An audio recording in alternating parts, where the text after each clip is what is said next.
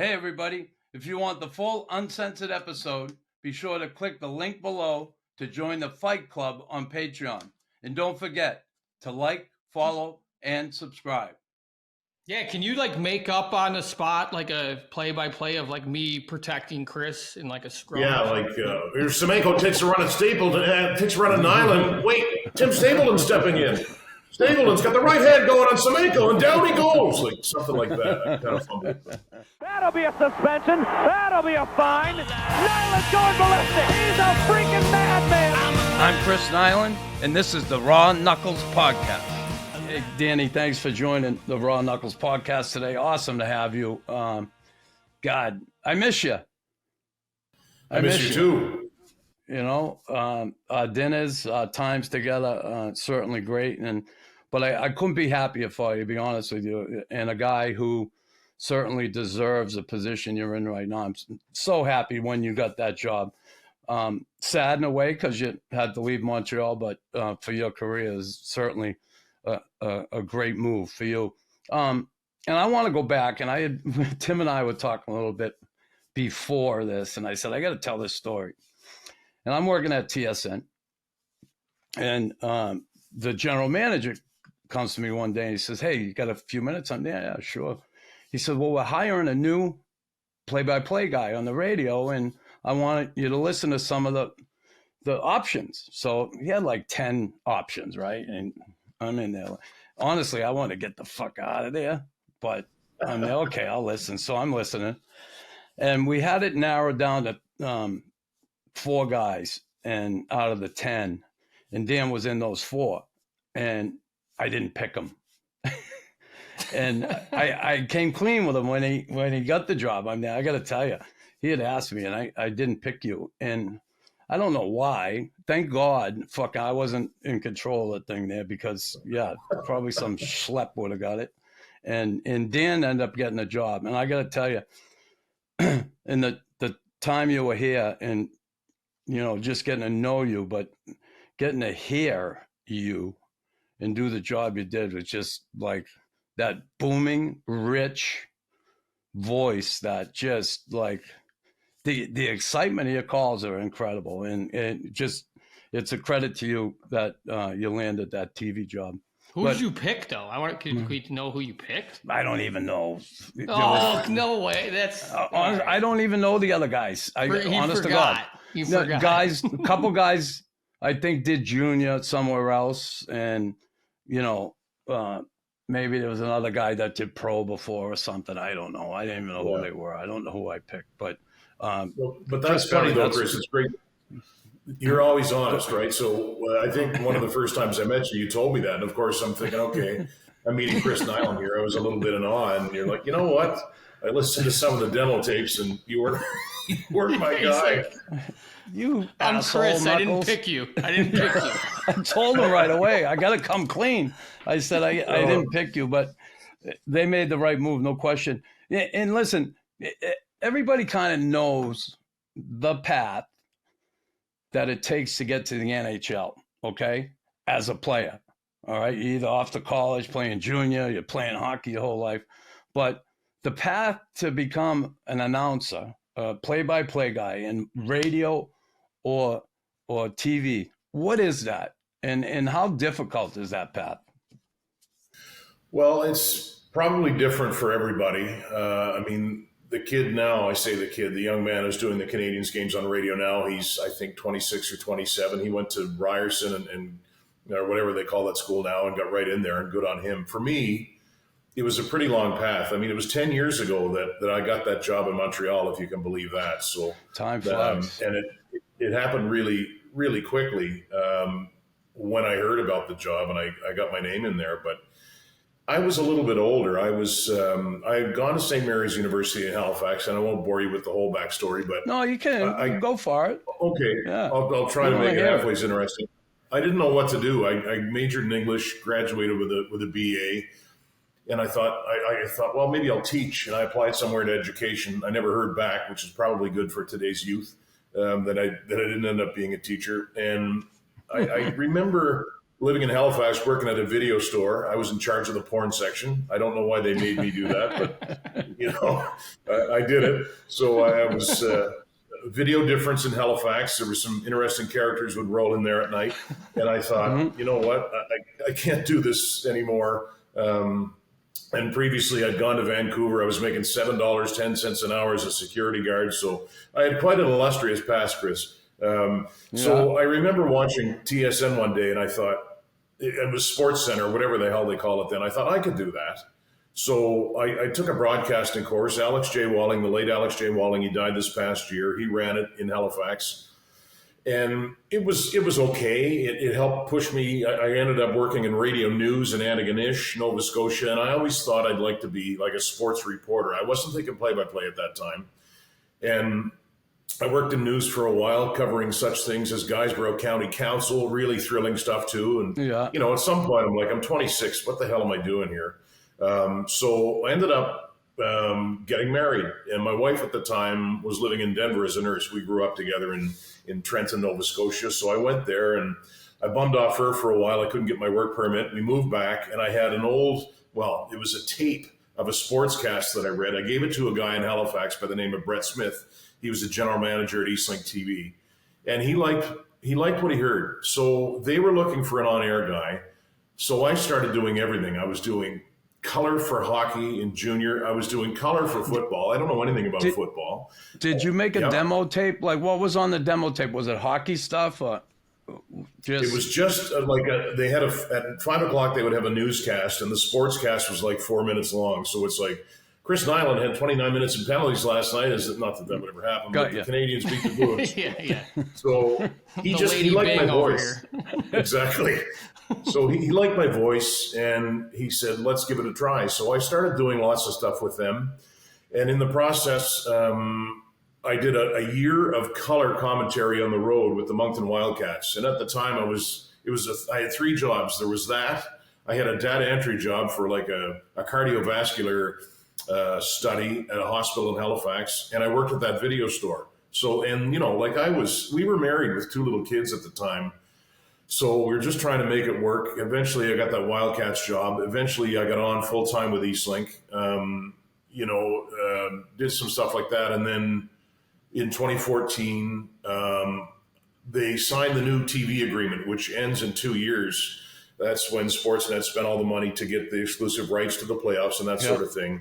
Well, I applied for the TV job for the Canadians, didn't get it, but John Bartlett got it. And I knew he had the radio job with 690, so I thought, okay, there's an opening. So I got a hold of the boss there, and he liked what I did, and that's when you listened and didn't give me the thumbs up, but I got in there anyway. Well, you did. From porn to the NHL. I feel like that should be like the title. That's the title of my book, yeah. I never started any of those movies. I just put them on the shelves. Get into the action with Fight Club, Raw Knuckles' new exclusive Patreon. From ad-free episodes to uncensored content and discounts on merch. There's something for every hockey fan. Join the Fight Club today. So, but you spent time, you did the play-by-play for the Mooseheads, didn't you? I did, yeah. So part of when I worked with Eastlink, we had something called Friday Night Hockey, and we would split the games once a week between the PEI Rocket, then now they're the Charlottetown Islanders, the Cape Breton Screaming Eagles, and the Halifax Mooseheads. So I would do that on Fridays, and then on Saturdays we'd do like university football or basketball or hockey. So, my boss gave me just full reign to kind of get better and learn as I went. I saw a lot of great players, come through junior in those days. Like, it's funny, Nikolai Ehlers, who plays for the Jets, I called his first year of 2 in junior. He would have played with Jonathan Drouin. That would have been the year after the Mooseheads won the Memorial Cup. And I remember seeing him and thinking, this kid's going to be a star. And he pretty much is. So, but that was good. There's something about junior hockey that I really loved. I forgot at the time or didn't realize it, but now I look back and think, those kids are just teenagers for the most part. There's the odd 20-year-old, but I loved it. And it was neat to see, you would see maybe a local kid who got on as a walk-on, make a team and just kind of play a role and be a big part of the team, or like a future superstar in the NHL. So I I'd love to go back and call a junior game or two. I guess I will be this summer. I'll be doing the WHL final. Whoever gets to that, but I do like junior hockey a lot. So those were good days. You mentioned you get better. Like, how do you get better? That's a good question. There's not enough mentors, I don't think, out there, Tim. I think what it was with me was just repetitions. But at the same time, if you suck and keep doing the same thing over and over again, you're not going to get better, right? So I thought I had a pretty good year. Like who would critique you? Would you critique yourself, or did you have somebody else help you with that? Did somebody give you any tips? Or? Well, my boss, Brett Smith, at the time would listen, but to his credit, and he would admit it, he said, I'm no expert on this sort of thing. And I didn't really have anyone to go to say, what do you think? I guess I could have reached out to somebody nationally, but I didn't do that. So I did a lot of, I would record the games and watch them back and think, okay, this was good. This wasn't good. You got to get better here. You have to change this. But I think it's always good to have an outside voice, right? Because you can be your own worst critic, or you'll see or hear something or miss something that someone else would hear. But over time, and I got a lot better, I have to say, not to boast, but Chris Berry, my boss at 690, when I first started, he said, okay, you have to bring up your energy level. You have to do this. So that really helped a lot. But in those early days, it was just trial and error, basically. Well, you did bring up your energy level, no question. I have that. I don't have it, and I got to get it. But Campbell had sent me all your calls in the playoffs. Do you have that, by the way? On your email? I have it. I have it somewhere, like saved on YouTube, if we're talking about the same thing, but I might not have that. Campbell never throws anything out. Olshaun Campbell at TSN 690. So it was great to hear that back. And I should have it because when I get older, and as I get older, it'd be good to have. I just texted him today to get it because he had sent it to me. And for the life of me, I couldn't find it. I was looking for it this morning because I wanted to listen again. But the calls you made, Tim, the year the Habs went to the Stanley Cup final, the calls Dan made were just incredible. Now, the team certainly gave him the opportunity to make those calls. But when I tell you the booming voice and the excitement and the chills you get from hearing Dan call that the overtime goal by Lehkonen, right? Like, just the whole series, it was incredible, the excitement. In along the backboards of the Maple Leafs. Look out! Pezzetta with a big hit as he knocked his man to the ice. Great check as he ran over Brendan Manel. Michael Pezzetta now grabbed again by Red Pitlick. He'll move quickly. He's got Gallagher on the right. Over the line. He'll ease that in and go after Shabbat, and he deep in the far corner. Read by Evans. Centering pass. Red Pitlick scored! And the puck comes loose. Pitlick trying to take it to the net. Armia stopped by Sorokin. Good save. Armia dragged it wide and swept it low, and Sorokin strong on that puck. Yeah, nice try. Suzuki again driving, shoots, glove save by Sorokin. That's about as well as you can do on the power play without scoring. It's a neat one. Petrie to Byron and out to Kotkaniemi. Up ahead for Anderson, in alone to the backhand, and stopped by Fleury. Rebound, they score! Kotkaniemi, the opener in Game 5. It's 1-0 Montreal. Suzuki into the empty net, scores! Nick Suzuki, arms in the air, puts this one to bed. It's 4-1 Montreal. But for you, all right, so nervous? Were you nervous coming to Montreal first time? You get the job with the most storied franchise in hockey, and you're going to be here. Was there some trepidation on the way to Montreal? There was, just because at the time, I mean, my kids were younger and trying to think, was it the right move? But I remember specifically, I think it was September 25th of 2014, I got to do an exhibition game. And so Colorado was in town. And I remember thinking, like, I was 44. If I was 24, I probably would have been nervous. But I thought, I'm just going to do my best. Yeah. I don't care. If I don't get it, I'll be disappointed. But I'm just going to do my best, because I know my best is, if it's not good enough, then what can I do? And I know that sounds cliche, but that's really my approach. And I wrote a couple of little notes on my roster sheets to kind of, have fun. And Sergio Momesso did color. He made me feel comfortable right away. So But honestly, Chris, when I sent the tape to our boss at the time, it was a Sunday, and I sent it to him, and he said, I'll get back to you tomorrow. Just send me something. I'll get back to you tomorrow. So I sent it right away, and he called me right away. And I thought, okay, I'm on the right path here because he reached out. So I thought, unless I royally screw it up, I'll probably get an offer. There were times when I was, nervous traveling with the team early. You don't know what to wear on the plane. You don't know the etiquette. You don't know where to go, that sort of thing. So there were times like that where, it was a little bit nerve-wracking. But Sergio helped me a lot, and just the fact I was 44 made it a little bit easier, I think. Did you grow up who'd you grow up as? Who was your team? Were you a Habs fan going into this? Well, I was. My brother Peter, who's a little bit younger than Chris. My brother is 62. He was a Canadiens fan, so.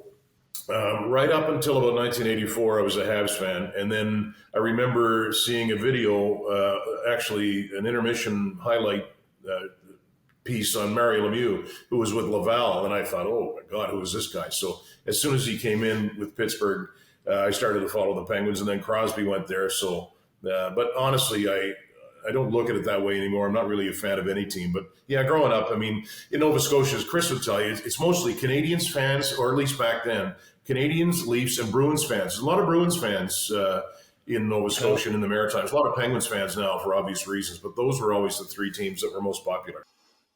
Yeah, don't feel bad the more I think about it, because Chris didn't pick you, but he also thought Mario Lemieux sucked. Well,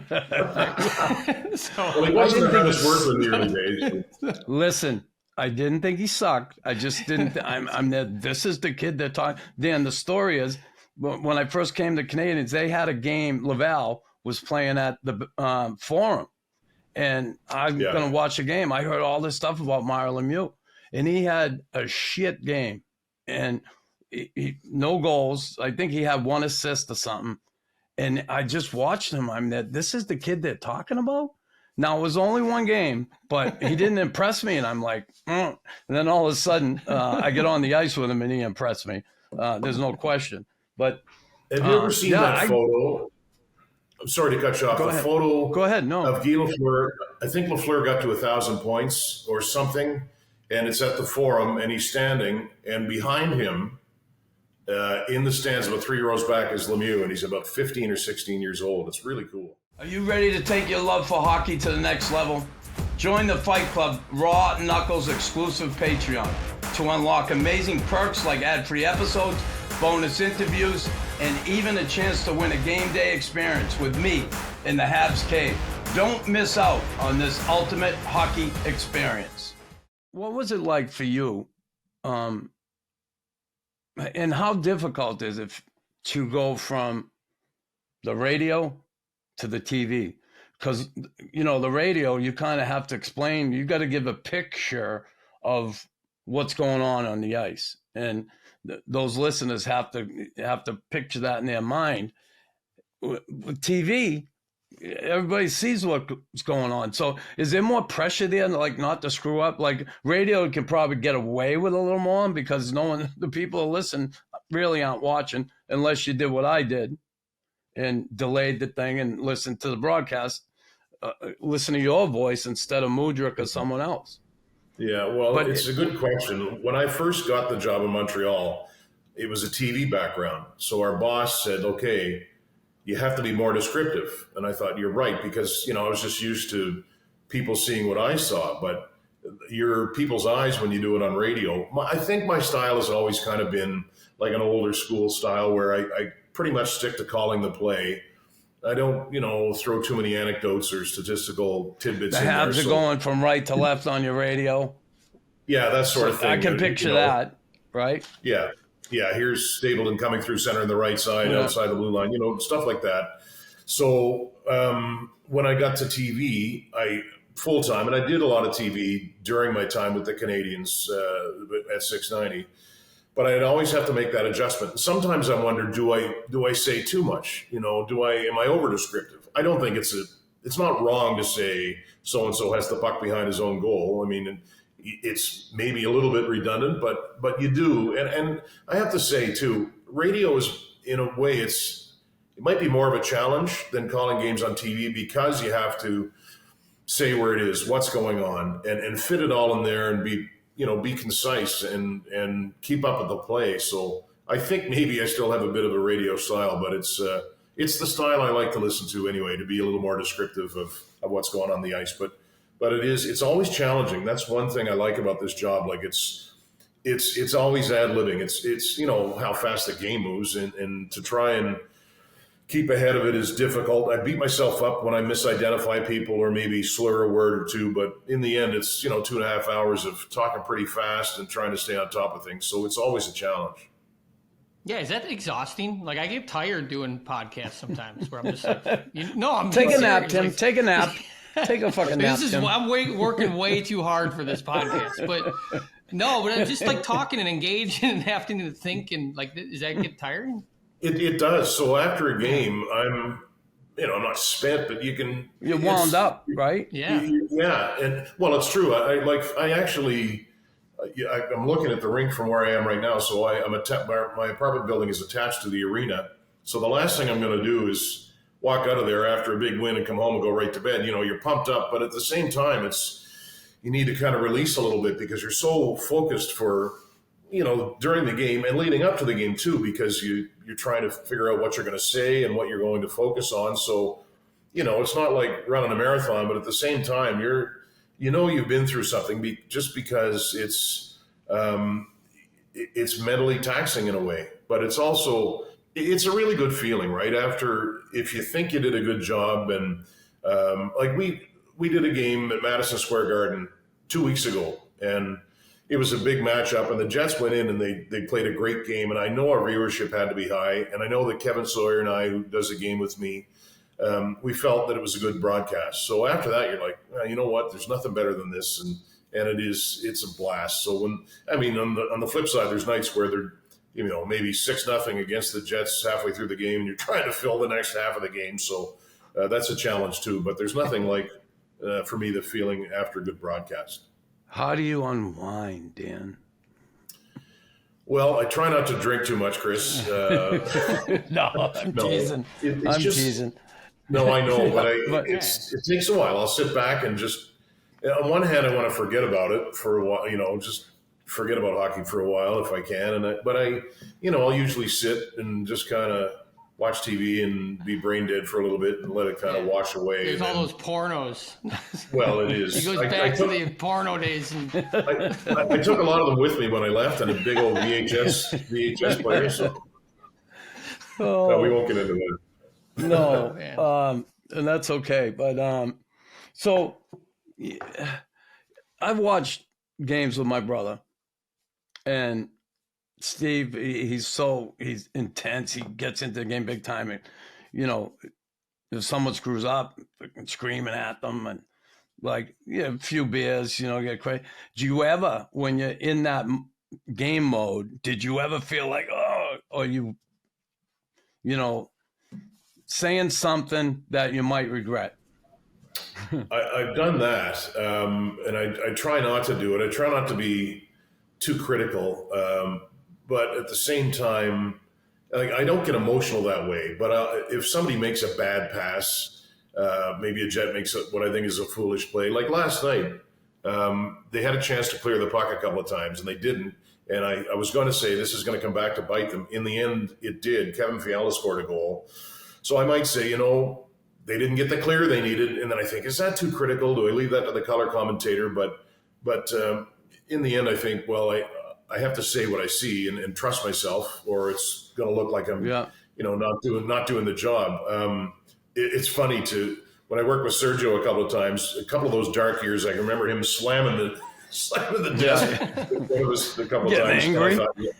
And I love it. I thought there's that competitive edge, right, that you guys all needed to play.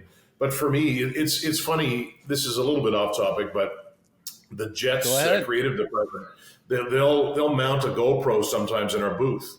So Gabriel Velarde scored a big goal in Anaheim, I think it was, and they ended up showing my call with Kevin in the booth after Velarde scored. So I had my hands in my pockets, And it was a go-ahead goal, and I leaned into it pretty good, but I didn't get emotional. You can see Kevin beside me, and he's slapped me on the shoulder, right? Like he's all fired up. But I try not to get too emotional that way. Did it take time? Did it take time, to be, kind of, you don't want to hurt a guy's feelings or say anything that's critiquing someone. Like, did that take time, or were you right? I know Chris would be right away, just be like, this guy sucks. No, I'm just kidding. No, but you know That's what I mean. okay. Did that take time? Yeah, it took time. I had some lessons back in junior that I probably learned the hard way, being too critical of guys. And then I had a coach talk to me once, and he said, you have to remember these are kids, and maybe a grandmother's watching, or maybe an aunt is watching. And if a 17-year-old makes a diagonal pass in his own zone that gets picked off, then, cut him some slack, give him some leeway. And the other thing is too, and I'm hyper aware of this, and I guess I don't really care, but the Jets obviously watch everything we do. And if you make a comment that they don't like, you might, and it hasn't happened to me yet, but they might say, well, so-and-so is pretty critical tonight, and teams, staff members can get defensive that way with a team. I get that. But I'm almost too careful not to be critical, right? And then I think, too, it's not really my job as a play-by-play guy. That's more of an analyst job, so I try and leave that to Kevin. So, but sometimes you want to jump in there. You're like, why is he doing that? But then I think, well, he's a lot better than I ever was, so I better shut my mouth here. Which is a great point, and leave it up to the play-by-play guy.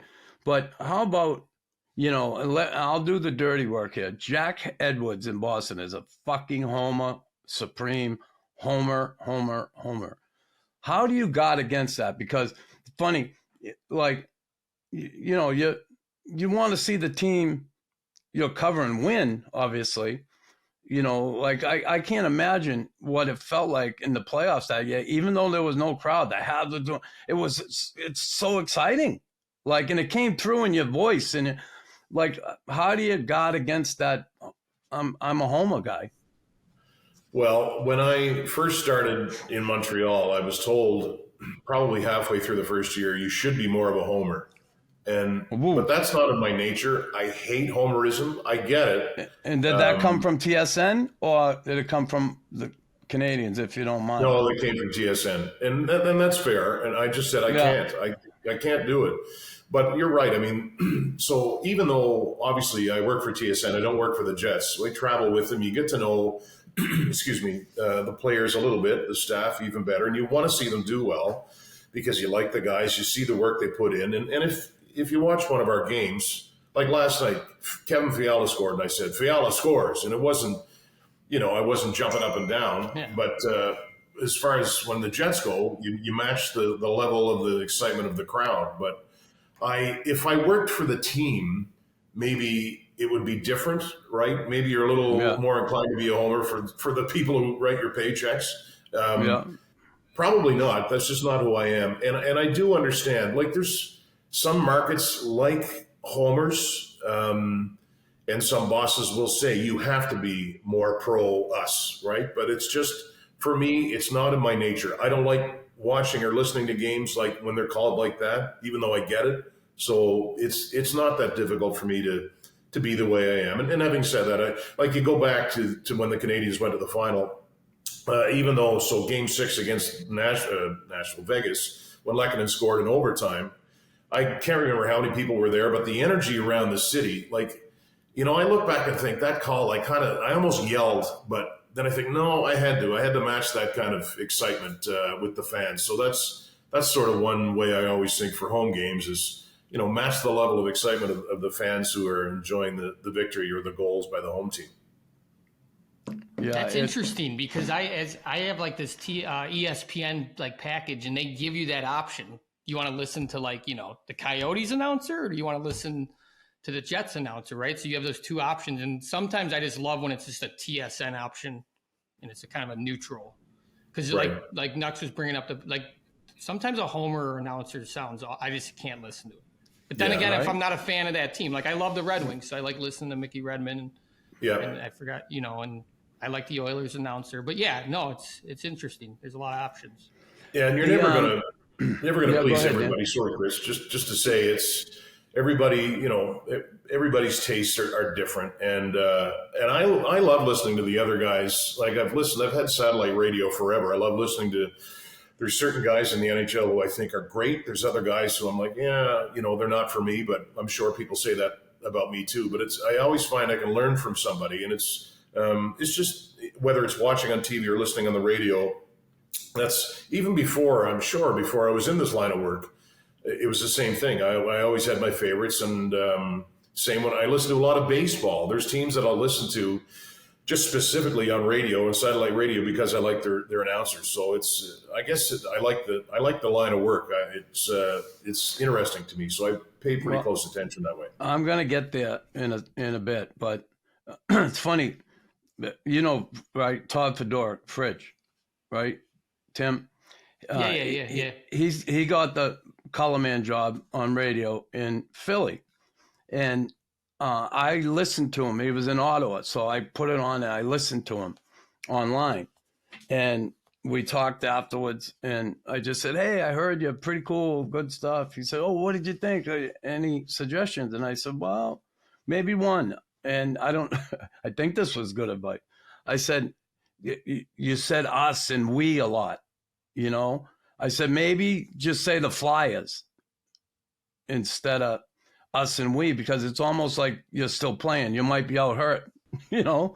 And he said, oh, I never thought. And, you know, because you could hear it, you know? And I don't know. I haven't listened recently to him, but I think we had dinner the other night and he mentioned it to me. But, yeah, so when you talk about guys you admired, if you could give me 3 radio and 3 TV guys.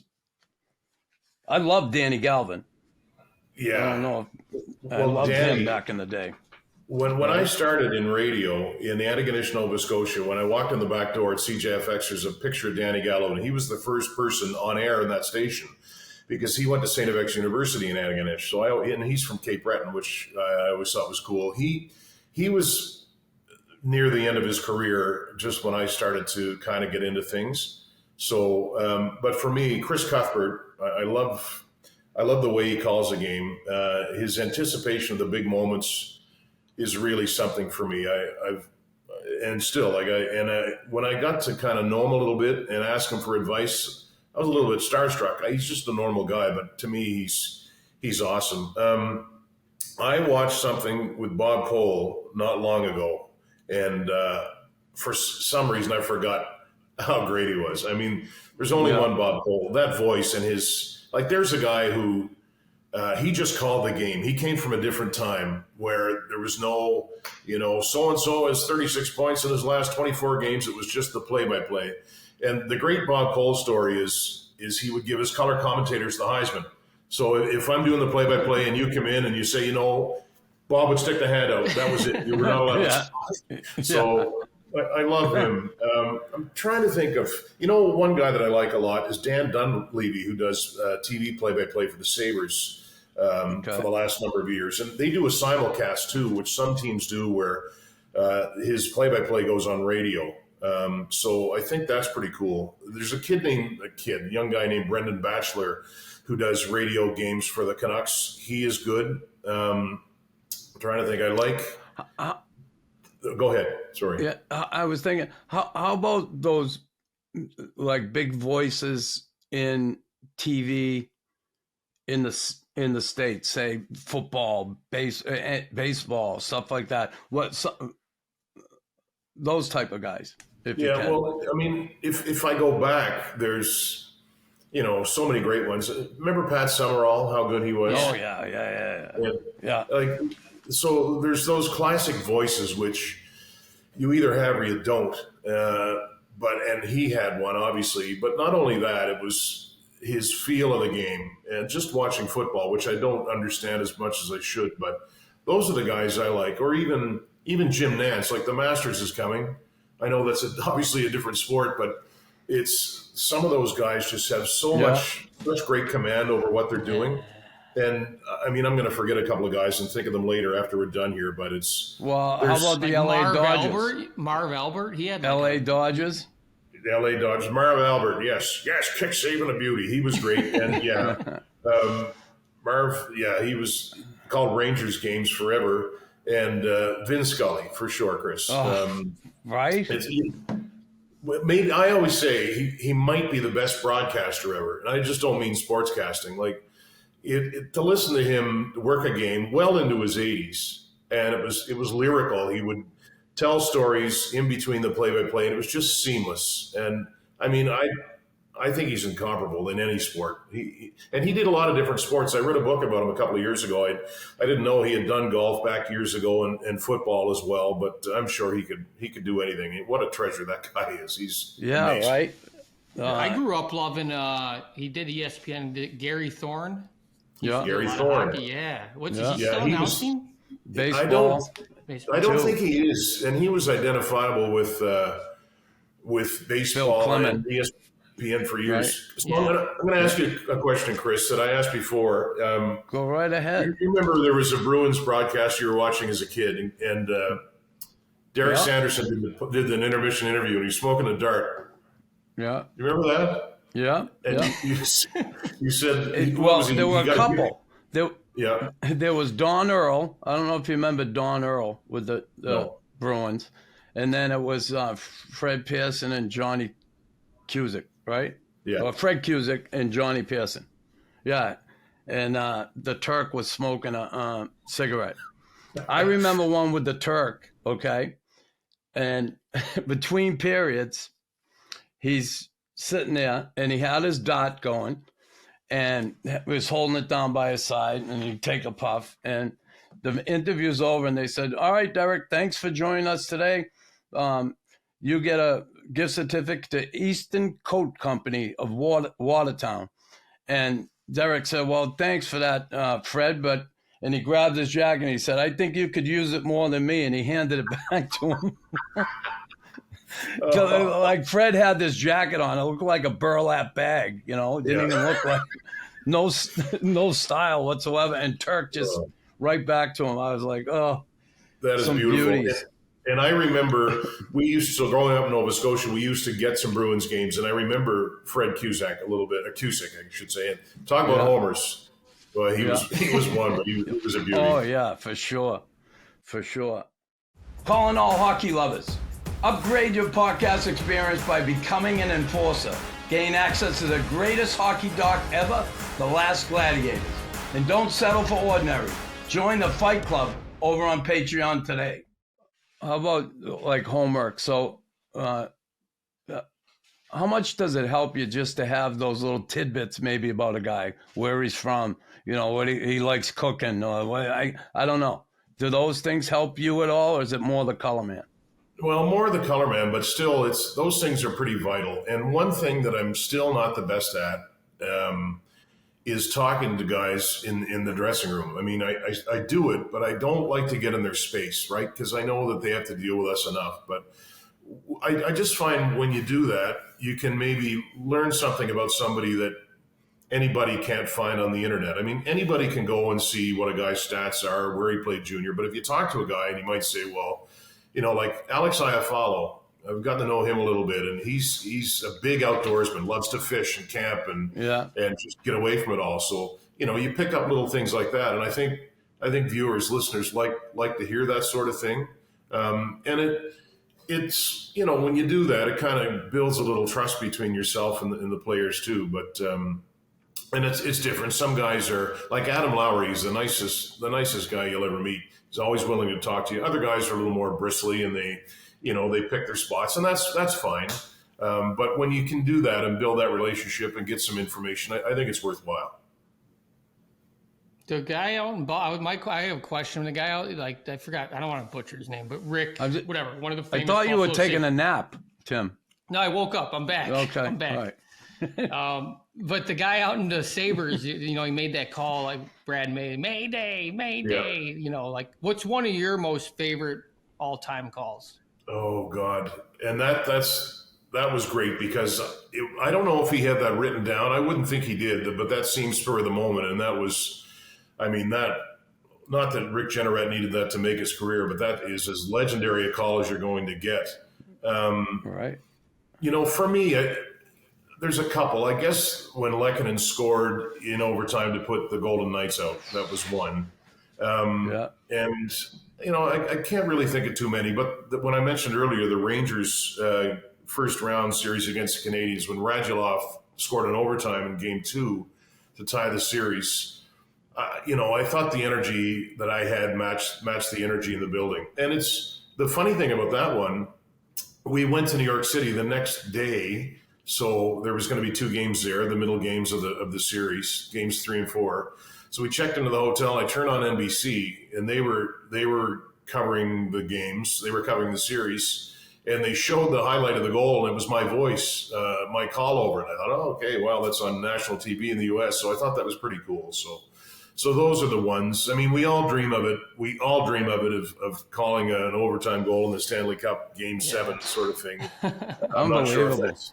Yeah, I'm not sure. No, you had the excitement and the voice. I'm gonna get Tim. You're gonna hear that. I'm gonna get that those clips of Dan, and you're gonna. I get friggin' chills. Even if I didn't know you and I heard it, I get chills when I hear it, and I think that's awesome.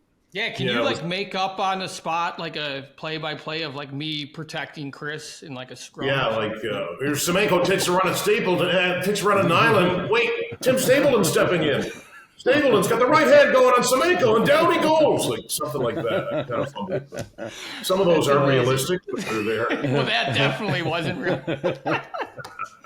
That's amazing. Stapes against Big Sammy. God rest his soul. Did you fight Dave Semenko nuts? Yeah, a couple times. Yeah. Fought him in Toronto. And I fought him at the Forum. He was with Edmonton. And I fought him when he was with the Leafs. Yeah. Gotta check those out. Yeah. You got to check them out. My head is like right above his belly button. And I'm like... I need a step ladder to get up there. Yeah. Funny stuff.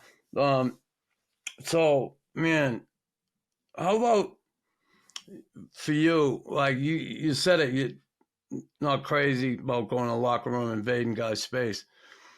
How difficult is some of those interviews? Like, you got to get something out of a guy, and we know all the hockey cliches. Well, we work hard, and what are maybe some of your most difficult moments, or what was your most difficult moment in maybe interviewing someone? Well, and you can't talk about Yoel because he wouldn't say shit if he had a mouthful of it.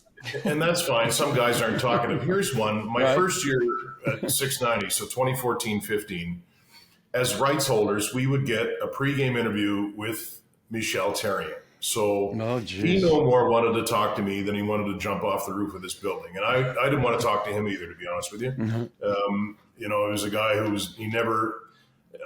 didn't have to be my best friend, but he never even looked in my direction for however many years he was there. I didn't understand it. So, he did it because he had to do it. And it was like a 3-question thing, like not even 5 minutes, right? That we would run in the pregame. And, he was professional about it, but he didn't want to do it. So I dreaded it. I wasn't intimidated by him. I just thought this is a waste of time. So the next year, the PR guy, Dom Sayan at the time for the Canadiens, said, do you really want to do that bit with Michel? Because, he would rather spend his time. I said, no, I'm not doing it. Let's just forget it. So that was that. Now we did a game. As I said, I host when we do road games, and you're always hoping. So in the first intermission, second intermission, I speak with a Jets player. And I always wonder, and I don't know what you guys think, but those interviews, you're not going to get a lot out of the players. Sometimes guys will be eloquent, like a Dylan DeMello or an Adam Lowry will give you some insight, not just those guys. But when you have to talk with them when they're losing, that sucks.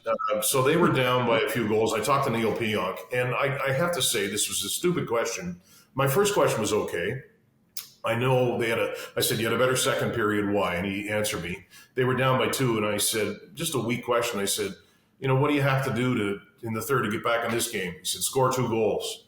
I said, thanks, Dean. So whatever. He didn't want to be there, and I didn't want to be there either. But I thought, you know what? It's on me for asking a dumb question. But those are some of the things you have to put up with along the way.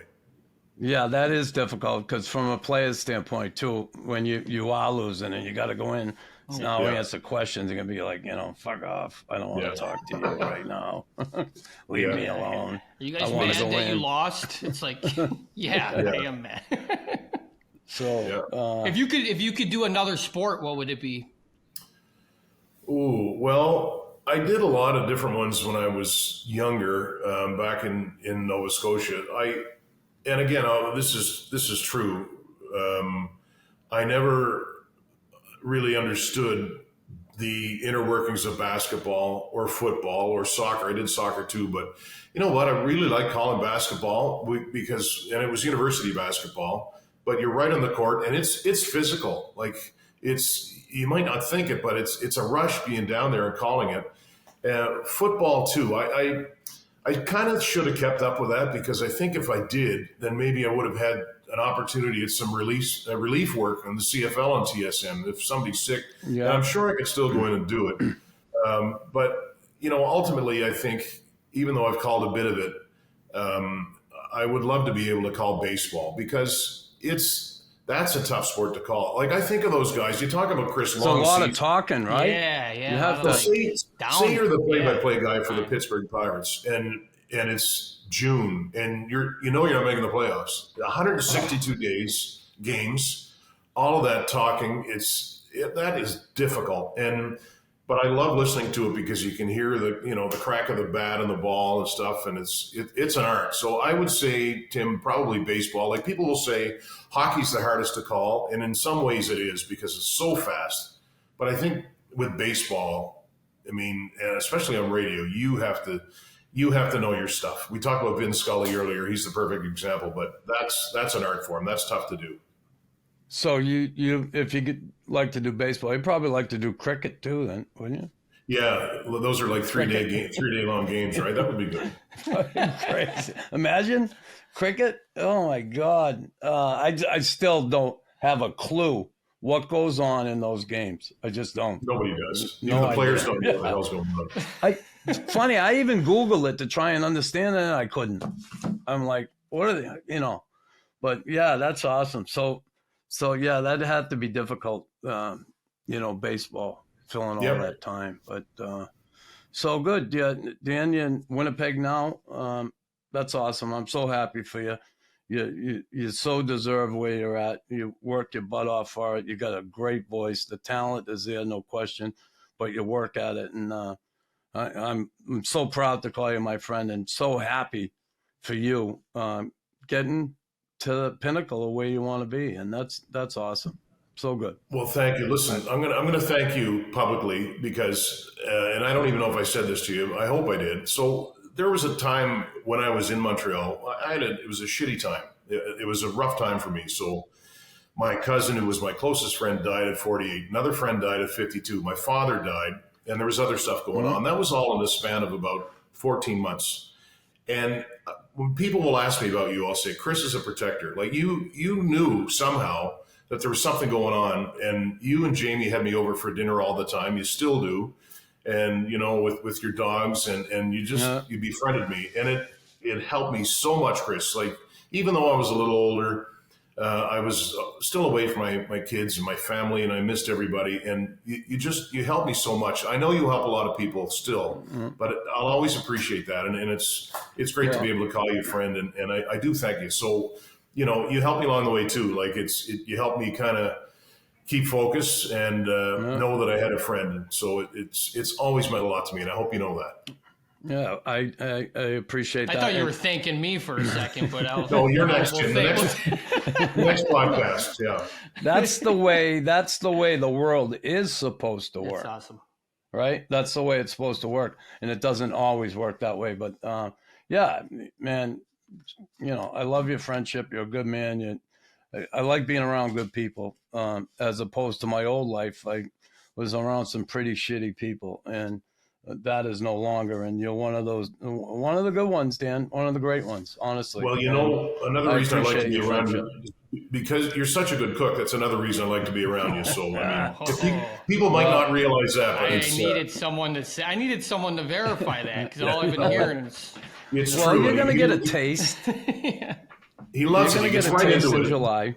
Watching you cook, Chris, is I always said you should have a TV show watching you cook, man. It's a work of art. It's an art form for you. I love it. Yeah. I love it. So, Danny boy, again, thanks for joining us, and we'll do this again at some point. Maybe when you finally get to make that Game 7 Stanley Cup final call. I hope so. Thanks so much, guys. Love the podcast. Right. Thank you. Thank you. Listen, Dan, I met him. First time I met him, I liked him. Good guy. Got to know him a little bit more. I used to have him over for dinner all the time. And he would come and, he's living here by himself in an apartment.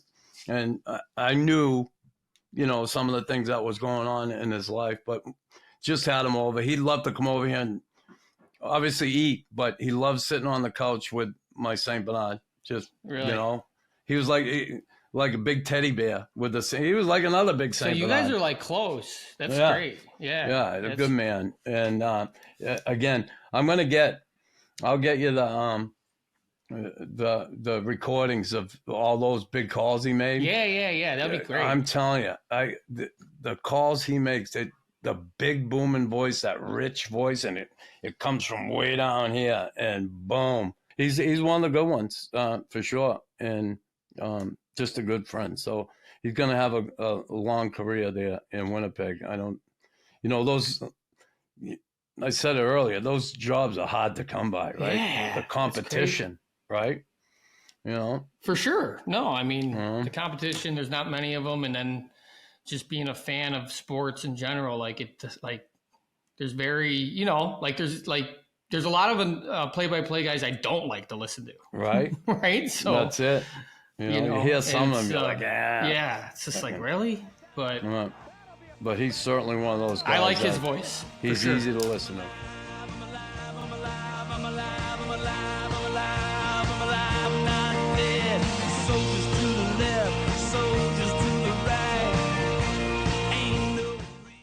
Hey, everybody. Thanks for listening to the Raw Knuckles podcast. If you want the raw, uncut episodes, be sure to click the link below to join the Fight Club on Patreon.